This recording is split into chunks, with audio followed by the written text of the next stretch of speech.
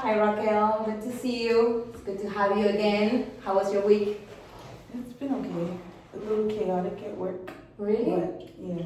A little chaotic? What happened? You want to tell me about it? That's what you want to talk about today? Yeah. Just a little work drama.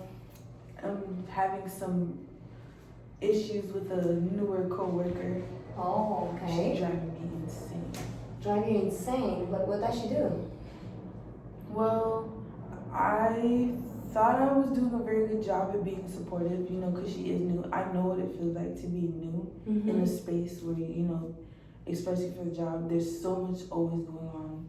And, I tried to be supportive, and then I found out that I guess she told our supervisor that I was bullying another coworker. Bullying? Which Okay. completely threw me for a loop because I had not even spoken to that coworker. So do you, let me ask you, I'm sorry to interrupt you, but so she went and she made that up, that didn't happen at all? No, it did not happen at all. Oh wow. And it's made work so weird and uncomfortable because now I feel like I'm walking on eggshells. I'm second guessing everything I'm doing, everything I'm saying, not just to her but to other people because this situation was completely just fabricated. So I'm feeling like you're having like a little anxiety. Is that correct? Yes. I'm sorry about that. And do you have to work like very close together with her? What is your relationship in your job position with her? See, that's the crazy part. It's literally partners, and she is my partner, so it's just me and her with the residents. Okay. And what kind of interactions have you had with her? Because I know that you told me that she made a story up about you that it didn't happen. But when you're interacting with her, how is that dynamic? What's happening there? Well, I try to check in a lot. I ask if she's okay, if she needs anything, if she's understanding anything, if there's any areas of work where she's struggling. I try to show her things. Like I was tasked at one point by my supervisor to go over the employee handbook with her, but she just seemed very uninterested. Okay. Like I would try to, talk about the manual, but she'd be on her phone, and then she kept like saying, "Oh, I have to do this," and then she just wouldn't come back. So then I'd have to like get her and like try to continue because the handbook is very important. Like we need to know a lot for the job, and like it's like I'm chasing her. So I went to my supervisor and I told her like I'm trying, but like she's just not. She's not cooperating, and she doesn't seem interested. Right. And what kind of response did you get from your supervisor? What happened there? That by itself was traumatic. Really? Yes, because she called me in her office and she's just like, normally I hold you to such high regard and I'm hearing these things and like I'm so disappointed, and I was completely lost because it was like, what did I even do? And then she's telling me about these accusations and it's just like, that didn't even happen. I started crying. Oh wow! In the I'm office. so sorry. And what did your supervisor say? What happened? Well, when I started crying, I told her like I'm not even crying because I'm like sad. I'm crying because I'm very angry. I cry when I'm mad. And like that's a good way of expressing your emotions. I had to get it together. I told her I'm crying because I'm angry because like this just didn't happen. Like I've been checking in and like she's been acting like outside of like me chasing her to read the handbook, like she's been very friendly towards me, and it's like even walking into the office, like we just had a conversation. She was telling me so much about her life, and like because she's newer to the area, I was giving her places she can go, things she can do, activities, and like I was just so confused. So what I'm hearing from you is like a little disappointment too, maybe because you welcome her, you're trying to help her, you're showing her stuff. She's being friendly with you, and then she goes on your back and she tells lie to your boss. Is that correct? What I'm getting? Yeah, and like a lot of confusion and hurt because Hurt? Why is that? hurt because I've spent so much time trying to do my best at my job. I've been respectful to everybody for the time that I've been there. And at that point, I was there for like 3.5 years. Wow. And like the way my supervisor brought it to my attention is just like, now you're threatening my reputation and my job. That is not nice. I am sorry that happened to you, because it's somebody, like you're saying, like it should know you, that you've been working there. How did that make you feel? I was just lost. I was very angry. Still a little bit angry, not as angry as before, but like moving forward, like I don't know how to maneuver in workplaces because like I don't want to talk to my coworkers. I don't want to be friendly. I just want to do my job, do my notes. I'll be respectful, but I just want to go home. Like I don't want people talking to me. So what I'm sensing is that like you're like shutting off because you don't want any interaction to go wrong. Is that correct? Yeah. Let me ask you something, and I understand that we can sometimes try to protect ourselves when we're hurt, right? Mm-hmm. How did the interaction with your supervisor ended? Like, were you able to express your feelings, like what you were experiencing, or you just cried and didn't say anything? Well, I did say a lot because, I told her I'm crying because I'm upset, but like, I just need a minute. I cried right there, and I think she felt bad because of the way she approached me and like just the fact that it was completely fabricated. Like, were you able to express yourself and tell her that? Absolutely. And I told her, like, I've been coming to you with the, like, small microaggressions when she would interact with me. I told you about, like, her disinterest. Like, I've been telling you about the issues. I didn't know that it was an issue like this where she would literally lie. Like, because it's not even, like, a miscommunication. It's straight up lying. Wow. So. That's so discouraging. Very much so. And then the way she approached me about it, it's just like, you already took what she said and ran. And I've been here so long, I've literally never had a problem with anybody. A lot of people sing my praises, and like, you just ran with it. And what did she say when you said that? Well, I didn't say that part to her, but I don't know the last one, but when you expressed that you've been working and she was just like, yeah, you did come to me with these things, and like, if there was a problem, like a bigger problem, you should have told me. But then I told her, I'm like, I didn't know there was a bigger problem. Mm-hmm. And then like the person she was bullying, she was just like, okay, what are your interactions with her? And I told her, like, because the one who told her these things is the person that I work with directly. We work with the other dorm, but we don't really see each other. It's a 10.5 hour It was shift. just an interaction that you have with that person, momentarily. No, it's not even that. Like, I literally say hi, say bye, check, like, hey, how are you doing? But we don't even see each other. Wow. For that to have occurred. Oh, wow. So I was just very confused, and yeah. And how did that encounter with your supervisor end? What did she tell you, or how? Well, did she give you an answer or anything, or she just left it like that? Well, she wanted me to sign this paper that's saying that she talked to me about bullying, but like, I didn't do that. And I feel like signing it acknowledges that I did something wrong. And if I'm one person, if I feel like I've done something wrong, I would go to my supervisor myself. I have no problem taking accountability, but I'm not signing that because it never happened. And she was trying to say, like, it's just like an acknowledgement of the conversation, but. Was she okay that you didn't sign it? She told me to take some time to think about it, and then like we'll revisit.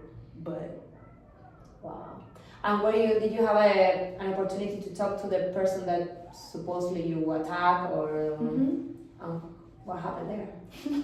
I kind of, at first, because when she talked to me, it was a Friday, like we're leaving out the door, and I was in there for an hour. So as soon as I left her office, I just went home. And then Monday we have a small treatment team, and it's pretty much just the therapists and the counselors. And I told the therapist, like, I need you present in the room. And I'm not gonna lie, I lost my cool a little bit because I'm just like, at first I tried to be calm, but then it's just like, you literally lied on me. And what did she say? She didn't really say anything. No? Mm-mm. She didn't deny or she didn't acknowledge it? She said she felt like I was bullying her because I didn't talk to her. And it's just like, I don't see her to talk to her. What are you talking about? Wow. So, How do you feel after that? even more confused because this person is telling me about, because remember she knew, this person is telling me about the trauma she experienced at her other job, right? And you literally come here and you're causing me trauma. Wow. And now that is confusing and it's like she's repeating the same pattern, she's bringing it now. And it's the fact that she had nothing to say. Like, you have no evidence to back up this wild claim that you're making. So she's gonna stay there and keep working. Your supervisor, she's just gonna keep her there. Mm-hmm. Do you have to still working with her like so close? Yeah, it's just gonna be me and her. And honestly, I told her, like, outside, if it's not a work related concern issue, do not talk to me. Like, I will be here to support you, but do not talk to me if you do not have to. And then I told my supervisor that I told her that. And she laughed and said, I understand, your only obligation is to be respectful. So. And how do you feel with that? How do you feel like having a relationship? Because sometimes I know that when we work or working, we have to have working relationships. But also we spend a lot of time there. And sometimes it's hard, like, not to be able to connect with people a little bit deeper, or I don't mean deeper, like just daily things. How do you feel not having that opportunity? I feel very uncomfortable. Like, I don't. Like, it's just me and her. So if anything happens, and to my experience, nothing has to happen for her to say things that aren't true. So, I don't know. I don't want to interact with her, but I don't really have a choice. I don't. What kind of strategies can we develop for you to feel safe, I will say? Because at this point, I know you don't trust her because she has proven that she's done certain things. But what can we do at work? What can you do at work? What kind of things can you do at work so you can work with her but feel a little safe? I don't think I can. But I do want to work on, like, forgiving her, because as much as it pains me to say it, I understand she's been through a lot, and I hate that I am the person that she's done this to. But at the same time, I understand, like, from my religious perspective, like, I need to forgive her, and I want to move on. I think that's a very mature decision to take, and I really like that. I think that's very important. It's a very good first step to take. And what would you? How do you want to do? Do you want to write a letter? How would you like to proceed to forgive her? Just your quiet time? How do you want to do it? I'm not sure. Would you consider, like, writing a letter where you can express all your feelings and your emotions, and you don't have to share that letter with her, but where you can express what you feel? I can try doing that. Okay, I think that will help you because it's a way. Do you think that will help you, like, manage your anger maybe? Well, honestly, every time I think about it, it's like I'm angry again. It's like I'm that person in the office just blindsided again. So, I don't know. Like, writing. Have you been doing anything, like, to cope with that emotion, with the anger, at home or at work? I try to remember where I'm at. I try to remember where I am, and I focus on keeping it professional. I try to interact with the kids. I keep conversations short. Mm-hmm. I still check in. not as much as before because now I don't really feel like it makes a difference. But at the same time, I feel like if I'm doing my part, then nobody can really say anything to me because I did what I was supposed to do. Okay, so you're sticking to what it is strictly needed and professional. Mm-hmm. Well, those are good things. Do you think like maybe not taking things personally will help you? Like just say, you know what, I cannot control what she's saying. I'm not gonna take it to my heart. I like trying to separate it a little bit, or Logically, I completely see it. I get it. I really do. But at the same time, it feels so fresh. mm-hmm. Like I'm still very hurt because like I could understand if it was a misunderstanding. Mm-hmm. I really could. But I have never been in a situation where somebody just completely lied on me, made up situations that never took place, that did not happen. And like I understand it. What happened, it shouldn't have happened, and it's very painful. It's painful on her side, and I know what I can see from when we talk. It's painful because you got that reaction from your supervisor, so the hurt is double, and it's painful when we are hurt by people that we trust and that we're close to, even though when it's work related. honestly, when I first started, my supervisor was terrible. I hated that. Well, I didn't hate her, but she did make me super uncomfortable because I felt like she was always like very snappy. Mm-hmm. But like after, like I literally prayed about it, and then from that moment, it was like a shift.